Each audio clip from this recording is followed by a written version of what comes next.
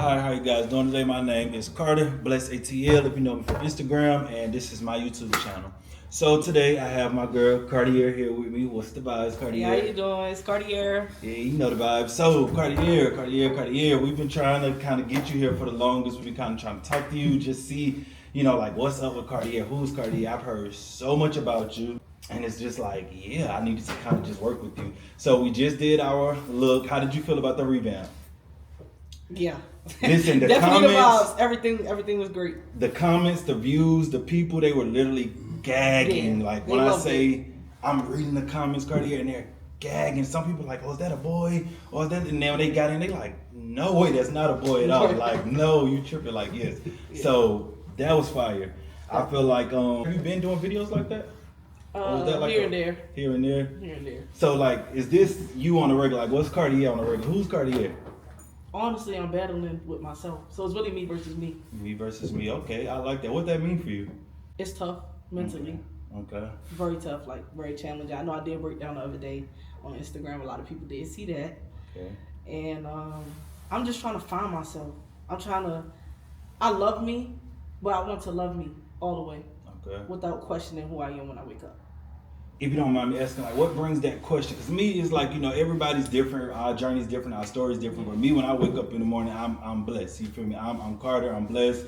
I'm like, both of them all in one type time. So what gives you that feeling to really just not knowing who you is, or not knowing like what direction, hey, if I want to wear a fro, or because every morning you might don't feel like getting up and put a wig on and put makeup on. So what kind of drives that energy for you? Since we're gonna get into that, yeah. When I was young, I was M, as a kid for years. You was M? Yeah. What's M? Okay, cool. So when that stuff was happening to me, and I was raped when I was a kid for years. So like ongoing. Yeah. That's what made me tattoo my face. I tatted my face up. I just hated looking at myself in the mirror. Like I used to hate me. Yeah. I used to hate everything about me. I was disgusted. And I just felt like he just took everything away from me as a kid. I didn't even know what sex was. I didn't want to know what that was. Yeah, you wasn't ready for that. That wasn't even where your mind was processed to be at that time. And I just kept getting tattoos after tattoos, and I'm gonna fast forward a little bit. After I got shot, right? What age? I don't mean to cut you off because I want to just give a timestamp. What age frame did all of this happen at? Like what age frame did that take place? I was young. I was very young. It happened for years. Wow. I was just like young, like 7. Oh wow. Yeah, I was young. Yeah. And when I was in 2021, I got shot. Right. At the time, my daughter was 6 months. And right after that, I had my first outbreak from the stress. So that's when I found out I had herpes. And I've already had it. Wow. And I'm okay to talk about that. Yeah. Because I helped so many people. There's so many people that went through what I went through. And now can talk about it because of me. For sure. And you set that platform, you set that comfortability for people to be able to open up. Because a lot, how many times, it's just a lot of people out there, I'm sure, that just been through situations that's, similar or worse, some stories are worse. And with that being said, you just being that icon, just being that person that's comfortable with talking about it, comfortable with just kind of letting them know, like, hey, you can speak on it. It is okay. Right. And showing the growth with just not being stuck in that dark spot. Because a lot of people get consumed and stuck in that place, and it causes suicide. It causes all of these different things because they don't really have that outlet. Yeah. Now that's... Okay, so when it comes to just the person, whoever that person was, how do you feel about that at the moment? Like, where's your today, how do you feel about that person? It was actually a lot of different events, different people, but... Hold up, slow me down. Different events. It didn't just happen one time. Okay. Okay. And same person? No. It was like 2 to 3 people that tried to do something to me when I was a kid. So, I forgive everybody. Okay. And I really just want to let it go. And it's very hard because I have something I could never get rid of. But I know a lot of people's situations are worse than mine. So For sure. I'm okay. Yeah. Where was that I can't even sit here like I'm like literally answering in my seat because it's just like that's so touching and that's just so like that's just crazy to me honestly, and it's just like where I don't want to question anything as far as like the parenting, or I don't want to question anything is about. But what was Kardiar life like doing these trains of action? Like, we started at 7, and it just Yeah. Like, what was going on in the what was your living situation like? If I should ask that, like, I don't know. I was put up. My mother, she worked a lot of jobs, a lot of jobs to keep food on the table. Yeah, for sure. And make sure I had everything I wanted. For sure. My father, it's just tough love, but he loved me for real. Like, he was always there financially, but he wasn't never really like physically there. Okay. So, and I always was a daddy's girl, Okay. Oh no, it's not even really. It really ain't come from the parenting. Like, my mother's the best mother in the world. For sure. I just, outside of all of the stuff that happened to me as a kid, the stupid decisions I chose to make growing up, really just because I wanted to make them. Like, my mother raised me right, I did wrong on my own. Mm. So I put myself in certain crowds trying to be, hang with older people, and that's just kind of end result. Yeah, for sure. All right, Kardiar. So basically, let me know a little bit about your pregnancy experience. How was that being pregnant? I know you said that you was incarcerated while you were pregnant, or when you found out. You went back the second time and you got the pregnancy test and found out. So how was that? Honestly, when I first, you first go in there for felony, you don't get out at all. You gotta wait, get your preliminary hearing. Mm. I went to my preliminary hearing. My first offer was 20 years due 3. $165,000 bond. Wait a minute, 20 years. Due 3. Served 3. And then after those 3. Then I come out with 17 years on paper. It's crazy. It's like a setup for failure. I'm not doing that. Yeah. I cried because I'm pregnant. Like, 20 years due 3? What? Yeah, that's... Okay, so being locked up, pregnant, was hard. I didn't have any cravings. I was starving. I lost 70 pounds. Like, video visits was hard with my mother and stuff. That's the only person I was talking to. I didn't have friends. None of that. Like, her and my brother, that's it. She kept money on my books. She was getting my hair cut when I was in there. Yeah. She had me lit. I had a few girlfriends, writing kites, and then stuff did get a little rocky. I had started getting into it with the correctional officers. I got put in the hole. After I came out the hole, then I got into it with another young lady for real. I had ran in her room. They got people to call the captain on me, and they had put me in another pod and forgot I was in there because I was supposed to be in a pregnancy pod. So after they put me in another pod, and then I was banging on the door to get them to move me back to the pregnancy pod, they told me I couldn't go back until the girl had got out of jail, and they put me behind double doors at medical and forgot I was in there for like 3 days. No pills, no phone call home, no shower, no nothing, like no food. They forgot me. They forgot me. Like, I was, you can't hear nothing with the double doors. And the officer was walking by. I was like, McCoy, what you doing in there? And that's how I got back down there to the pregnancy part. No craving, no prenatal vitamins, no nothing. Like, that's crazy. I feel like something like that, they can be sued for something like that. Or that I don't really know if that what women are dealing with that are pregnant incarcerated. I don't know if that's like a normal thing for them to really be dealing with. But Clayton County Jail. It's probably different now because it's under different structure right now. But yeah, man, what? It was 3 pregnancy people to a pod. I had 2 pregnant people on the floor, and the person who was the most pregnant. The comfortability. Then mat, the blanket, if it get wet, like say the pod flood. Now you don't got no blankets or none of that. You cold, like you be hungry. If you don't got nobody out there, it's really hard in here. Like, it's hard.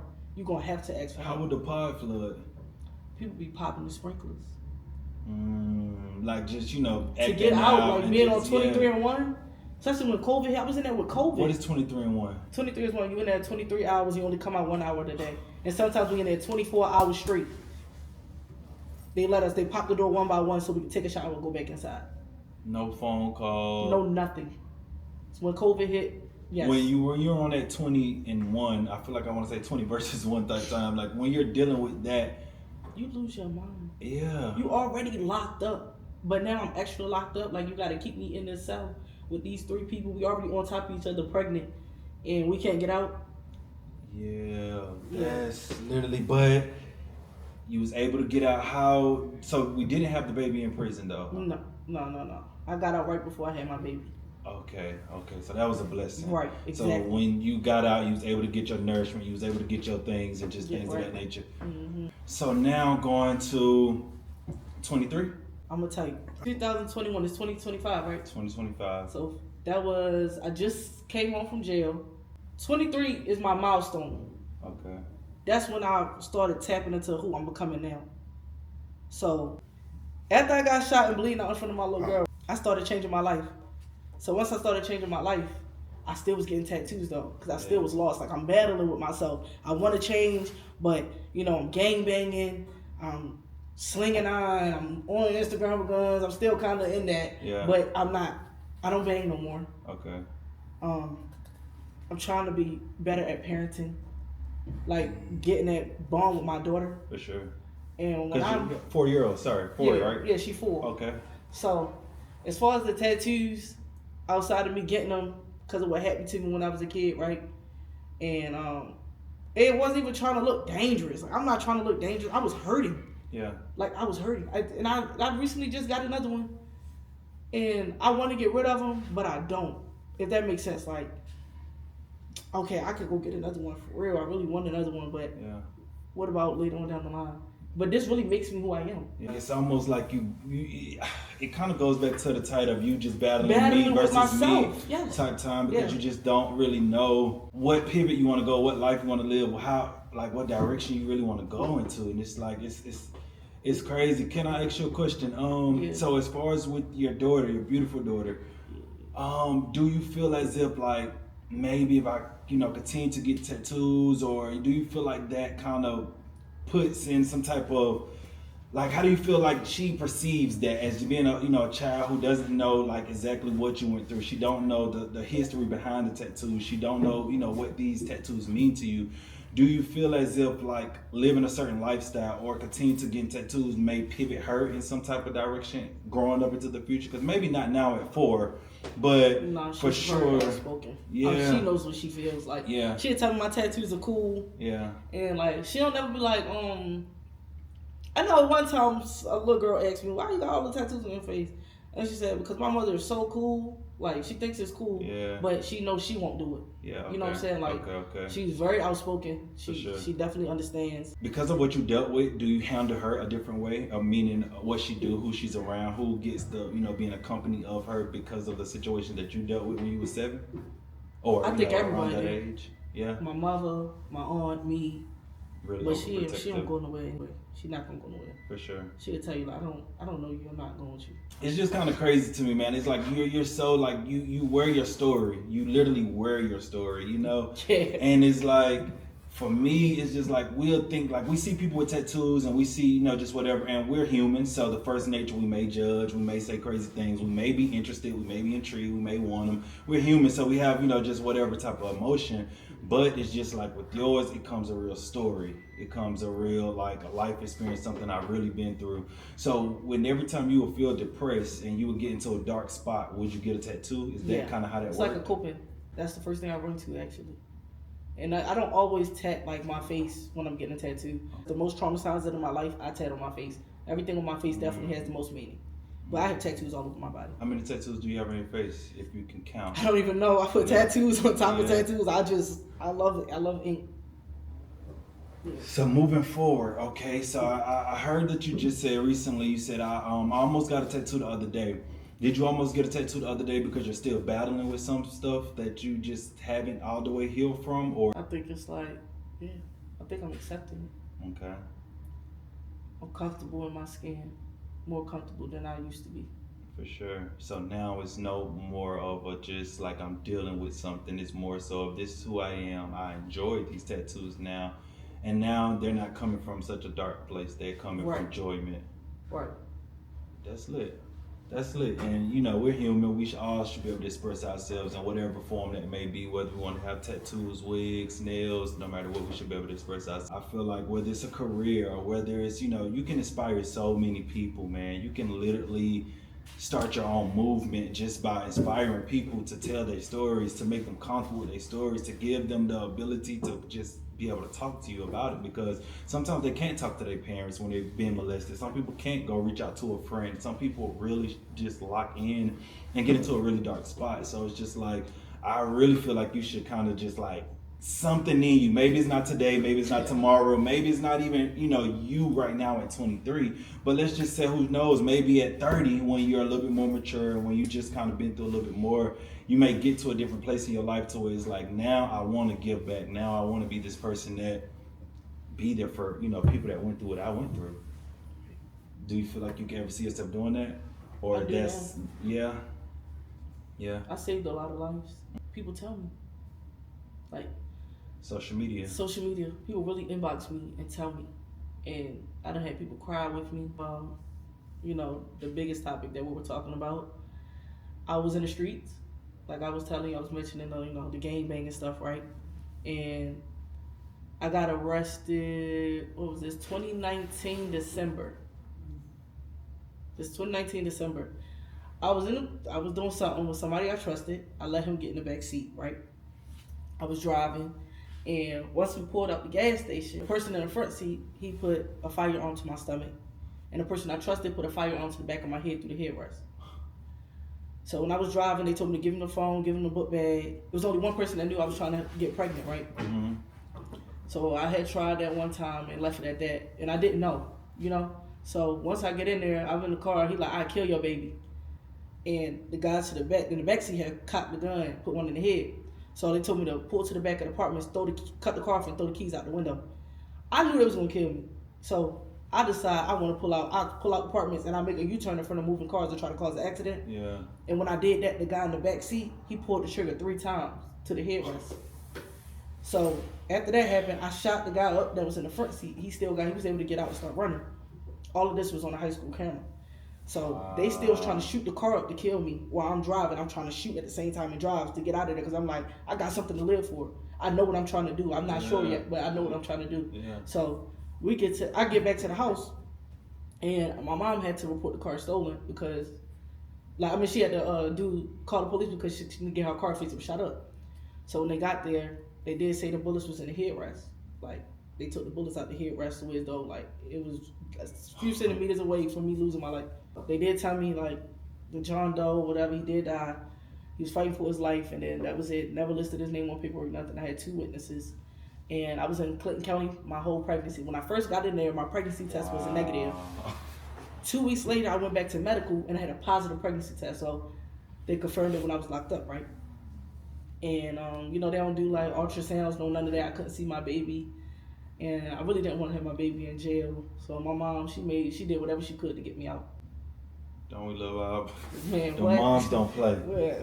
Commissary, everything, yes. Right? So then when I came home, then I started gangbanging. Still was trying to change, but like I wasn't all the way there. Like, I really wasn't ready.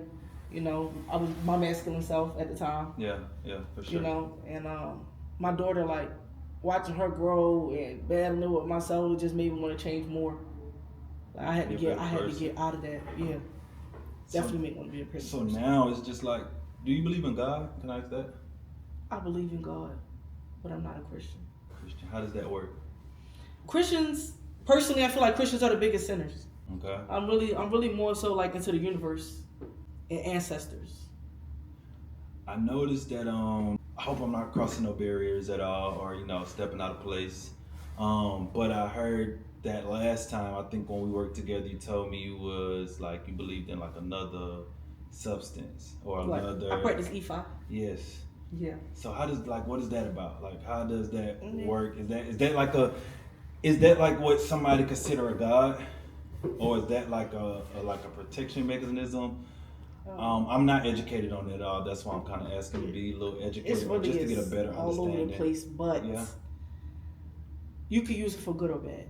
It's real powerful. So you gotta make sure you know what you're doing when you are practicing it. So like different orishas is different powers, different protection. You know, it's really deep.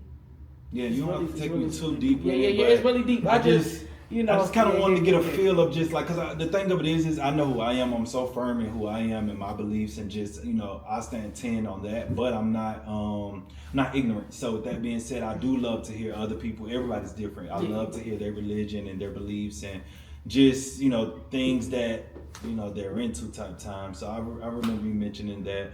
So just moving forward, now that you've just been through all of this stuff in life, it's just like, now do you kind of pivot your life into a whole new direction, meaning just of friend circles? Because I remember you saying even in that car, you said those are two people that you was very close with, and I couldn't just imagine. Me personally, I'm so just shell. Like I'm really just like, a lot of people think it's like weird mechanism and stuff like that, but I just kind of only deal with who I deal with. I only kind of just let my comfort zone down around certain people. So I would be terrified. I would literally just be kind of somewhere in the corner. Can't believe that someone that I call a close friend of mine would have been just, you know, taking that. So now that you kind of seen that friendship, do you kind of pivot your life in a different aspect of just who you surround yourself with, the things that you're doing, the activity that, you know, you're around? Because I feel like a lot of things that we do go through do be by our environment, our friends, you know, the people that we do think are our friends, or just the situations, like for different reasons. So do you kind of like switch it up now? Yeah,